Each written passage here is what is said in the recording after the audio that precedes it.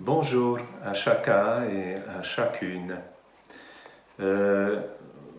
Voilà, nous sommes encore une fois pour un moment de méditation ensemble.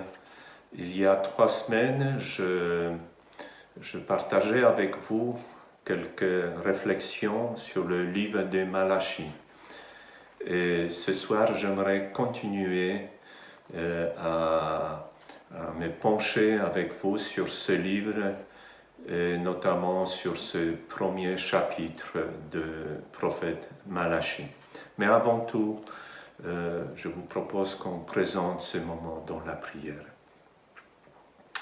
Seigneur, nous te rendons grâce pour cette nouvelle possibilité de pouvoir vraiment plonger nos regards dans ta parole.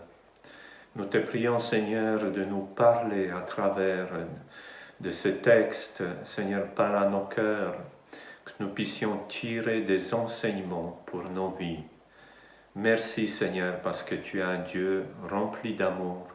Et dans ton amour, Seigneur, tu veux vraiment conduire ton peuple, tu veux conduire tes enfants, vraiment que chacun de tes enfants puisse vraiment arriver jusqu'au bout et un jour d'être avec toi pour toujours. Amen. Donc, comme je disais, il y a 3 semaines, je pense, nous avons parlé de ce livre, et je voulais juste rappeler un peu l'essentiel, ce que nous avons évoqué il y a 3 semaines concernant ce livre. Donc nous avons parlé que le prophète Malachie, c'était le dernier prophète de l'Ancien Testament. Son ministère débute 430 ans avant Jésus-Christ. Ce livre s'adresse au peuple revenu d'exil à Babylone. Et nous avons évoqué aussi la dernière fois que ce peuple a vécu un réveil à l'époque d'Esdras, mais aussi à l'époque de Néhémie. Nous avons remarqué aussi que les paroles de cette prophétie sont dures, parfois même très dures. Nous avons aussi souligné, et très fortement souligné, que ce n'est pas la haine qui anime ce message, mais au contraire, c'est l'amour. Ce livre commence par une déclaration d'amour. Nous le lisons dans le verset 2 du premier chapitre de Malachie.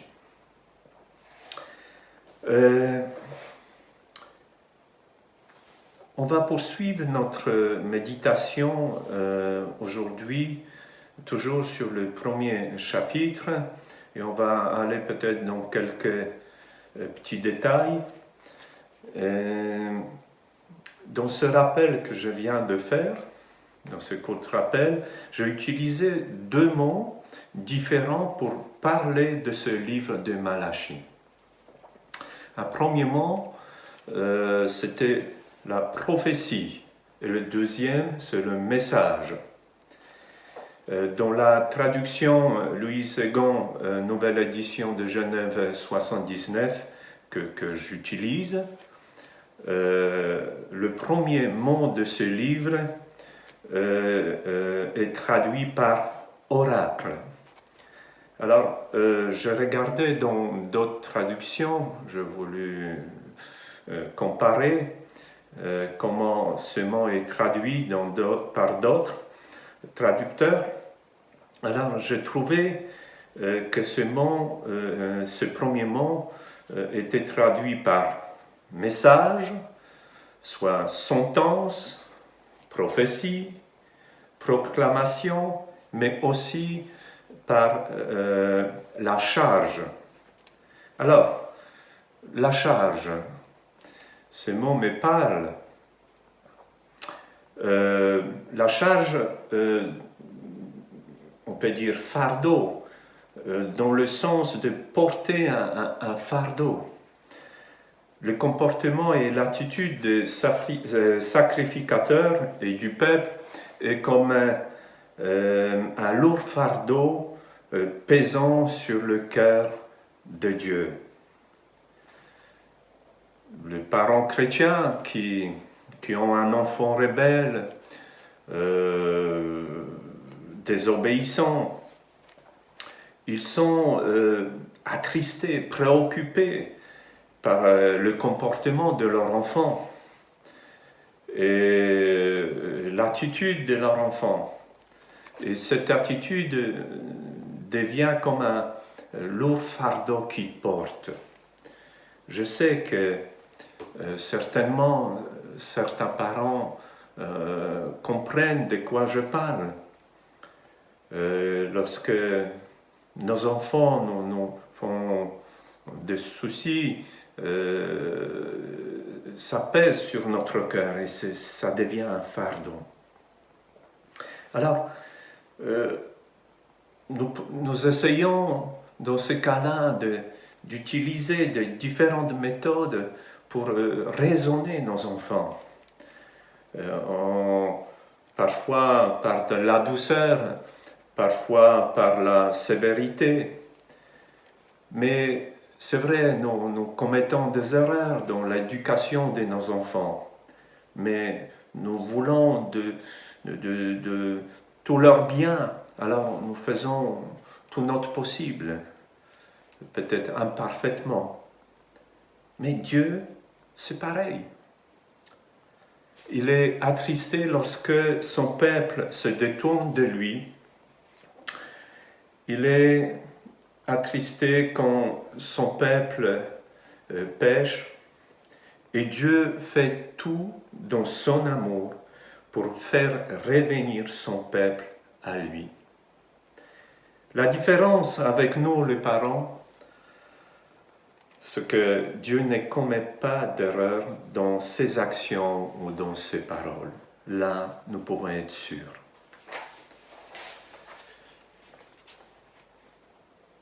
Il y a 3 semaines, nous avons lu pratiquement tout le chapitre 1er.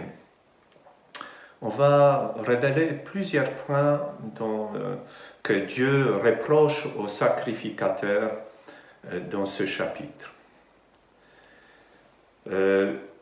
Dieu en tant que Père n'est pas honoré, on lui manque de respect. Aussi, on va parler de mépris. Dans le verset 6, il s'agit de mépris. Dans le verset 7, de la profanation. Ici, le temps le permet. Au verset 14, il est question de la tromperie. Verset 6, nous citons ces paroles. Un fils honore son père et un serviteur son maître. Si je suis père, où est l'honneur qui m'est dû? Nous apprenons à nos enfants de leur jeune âge le commandement honore ton père et ta mère, afin que tu sois heureux et que tu vives longtemps sur la terre. Et lorsque les enfants nous manquent de respect, ça nous fait mal.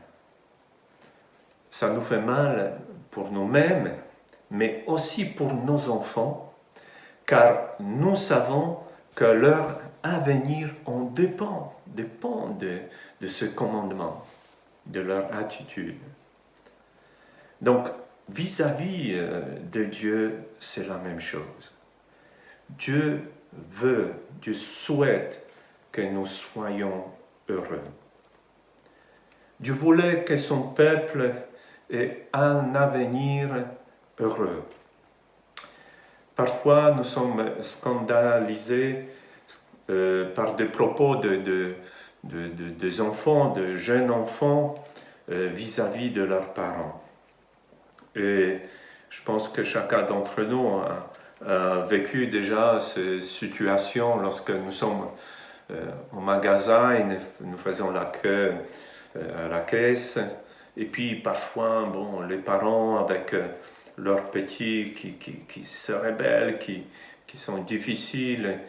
Et il y a des fois des scènes et on entend déjà des petits-enfants, ils ont à peine appris à parler, à bien construire les phrases, et déjà là, ils tiennent des propos vraiment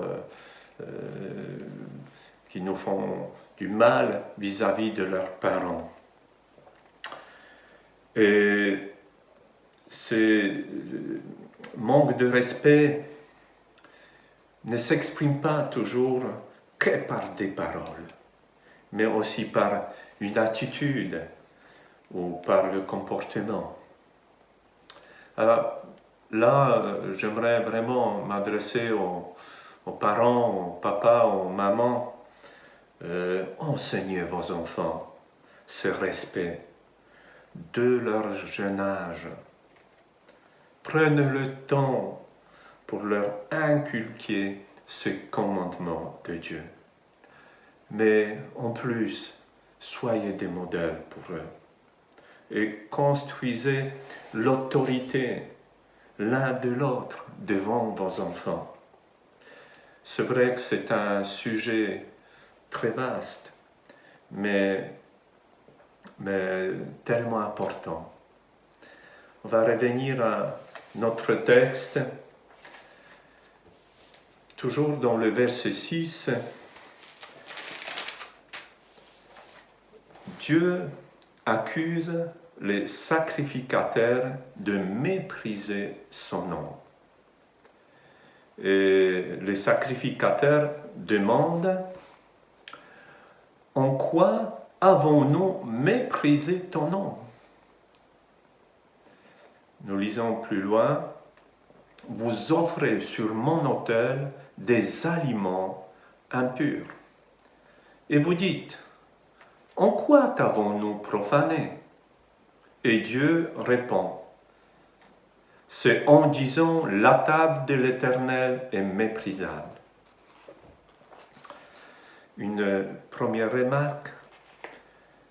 Dieu montre aux sacrificateurs leurs fautes, leurs transgressions, et leur réaction démontre qu'ils sont allés tellement loin dans leur péché qu'ils ne se rendent même pas compte de leur état.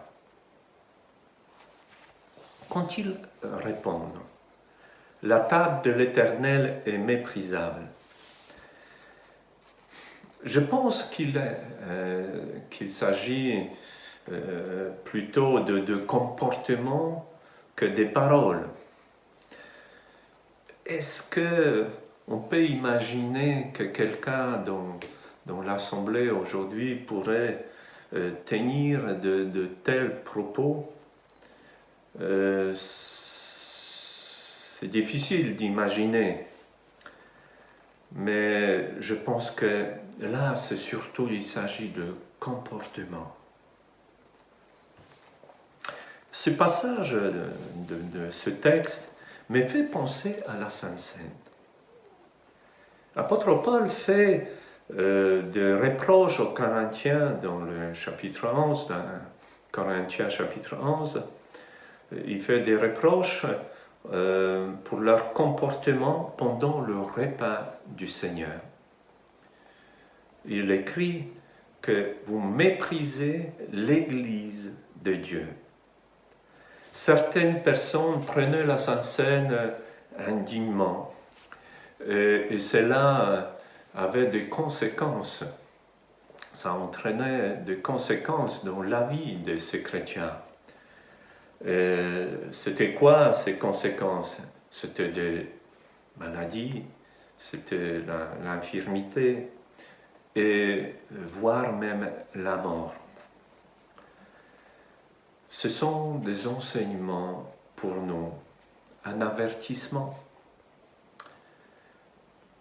Je me pose cette question à moi-même d'abord, mais aussi à chacun d'entre vous. Ça n'en est jamais arrivé de prendre la Sainte Seine à la légère, indignement. Je vous laisse avec cette question. J'aimerais que nous puissions lire maintenant le verset 8 de ce premier chapitre.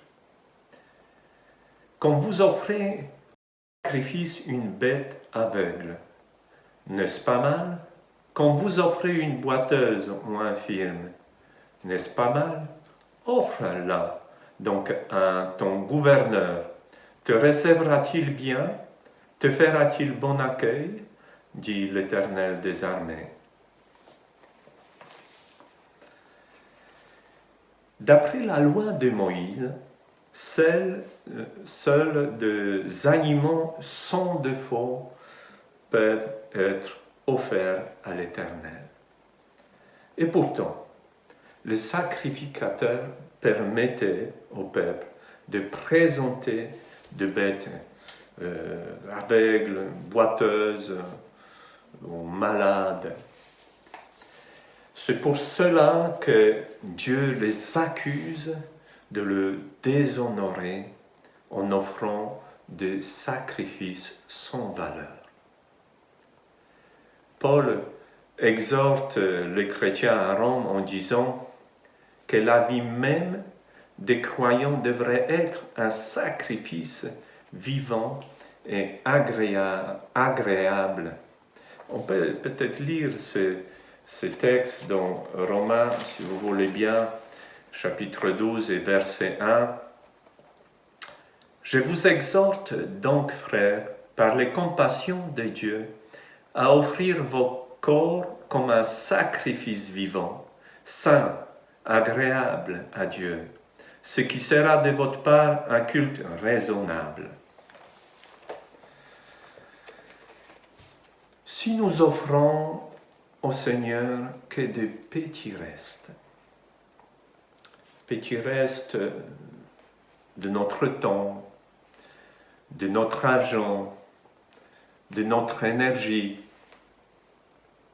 n'est-ce pas la même chose que ces sacrifices des animaux sans valeur?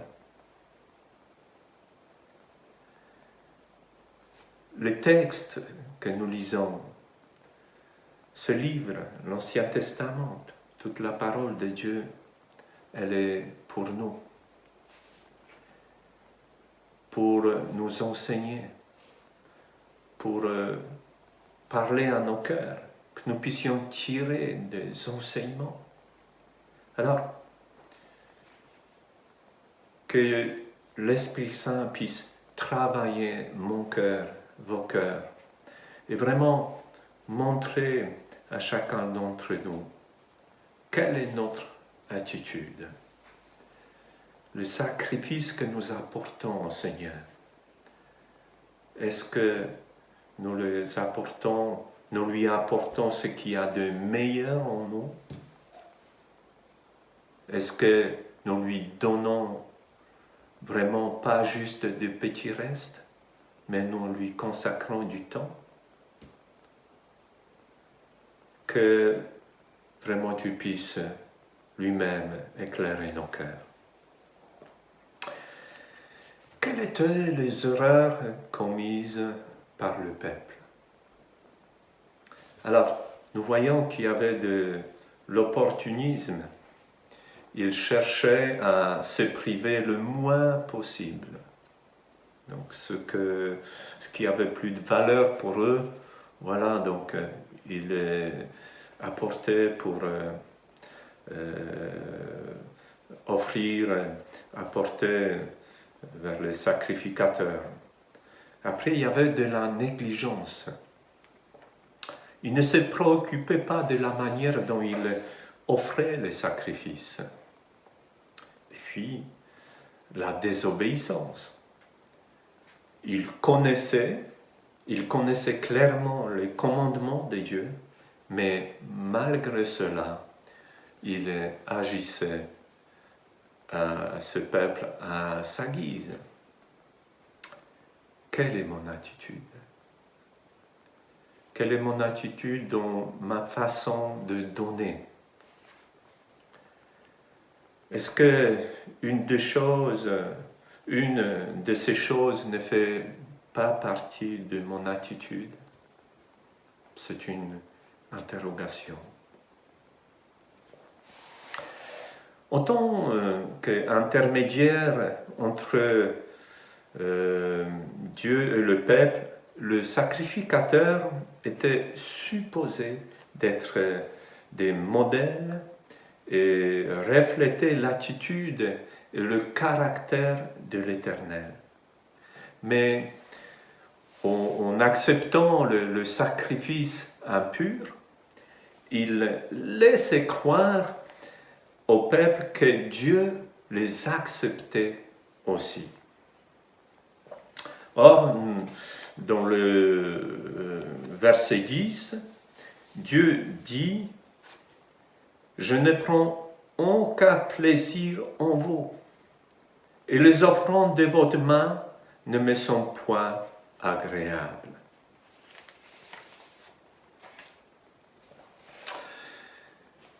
Quelqu'un va peut-être dire « C'est bien tout ça », mais ça concerne les pasteurs, les anciens.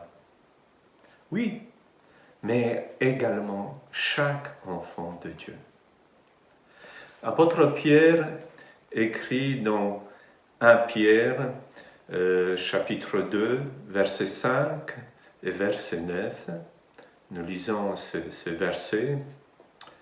« Et vous-même, comme des pierres vivantes, édifiez-vous pour former une maison spirituelle, un saint sacerdoce, afin d'offrir des victimes spirituelles agréables à Dieu par Jésus-Christ. » Et le verset 9 nous dit « Vous êtes une race élue, un sacerdoce royal, une nation sainte, un peuple acquis, afin que vous annonciez les vertus de celui qui vous a appelé des ténèbres à son admirable lumière. »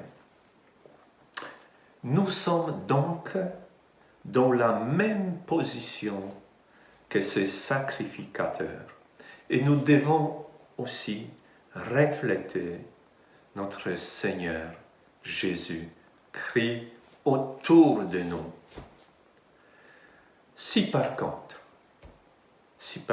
nous tolérons le péché dans notre vie, Dieu ne prendra pas plaisir en nous. Que Dieu nous aide, vraiment, que nous puissions dignement représenter notre Seigneur. Comme nous dit la parole de Dieu, d'être des ambassadeurs qui représentent vraiment dignement leur Seigneur. Verset 13 nous dit que le service des sacrificateurs est devenu pour eux une corvée insupportable. Nous disons, vous dites, quelle fatigue, et vous le dédaignez. Alors, je voudrais dire, quand je lis de telles paroles, on se dit, peut-être dans notre cœur, dans un premier temps, comment ils peuvent se comporter de cette manière-là? C'est leur ministère de servir dans le temple, de servir le Seigneur, d'apporter les sacrifices. Ils doivent être des modèles. On se dit comment ils pouvaient se comporter de telle manière ou de tenir de tels propos. Mais après réflexion, on se dit Seigneur, peut-être nous-mêmes parfois, nous étions de ceux qui murmuraient. Alors, que Dieu nous pardonne si nous est arrivé de servir le Seigneur en traînant le pied, en se plaignant ou en murmurant. Tout ce que nous abandonnons, tout ce que nous sacrifions pour le Seigneur n'est rien par rapport à ce que nous gagnons, à savoir la vie éternelle avec Dieu. Ça vaut la peine de servir le Seigneur. Ça vaut la peine de consacrer du temps pour lui. Ça vaut la peine de donner tout ce qu'il y a de meilleur en nous. Et je vais terminer pour aujourd'hui. Et en terminant, j'aimerais dire, comme dans le verset 14, que notre Seigneur est un grand roi. Alors, si notre Seigneur est un grand roi, alors servons-le avec joie, avec dévouement et honnêteté, et offrons-lui tout ce qui est de meilleur en nous, car une belle récompense nous attend.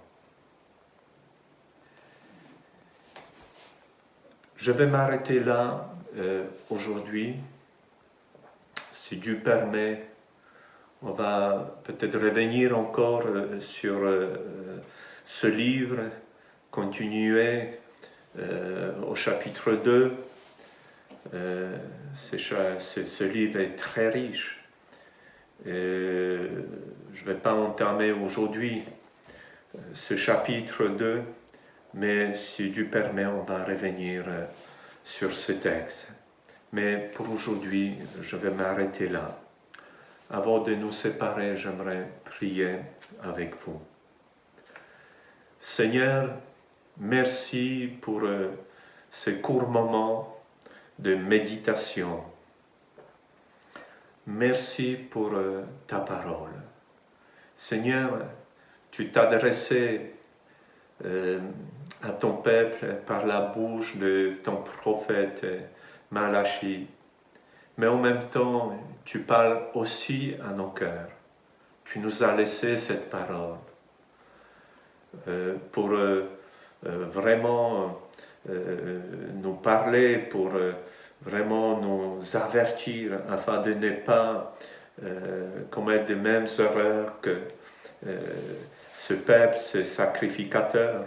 Seigneur, merci, parce que dans ton amour, tu ne te lasses pas de répéter ton désir, le désir de ton cœur le plus profond, ce que tes enfants, les enfants pour lesquels tu as donné ce que tu avais de meilleur, à savoir ton Fils unique, Jésus-Christ, tu as donné afin qu'il soit vraiment un jour avec toi pour l'éternité.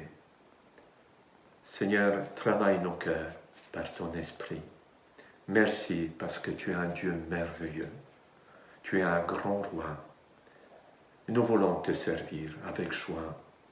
Seigneur Jésus, avec honnêteté. Notre Dieu, merci pour tout. Amen. À bientôt, que Dieu vous bénisse.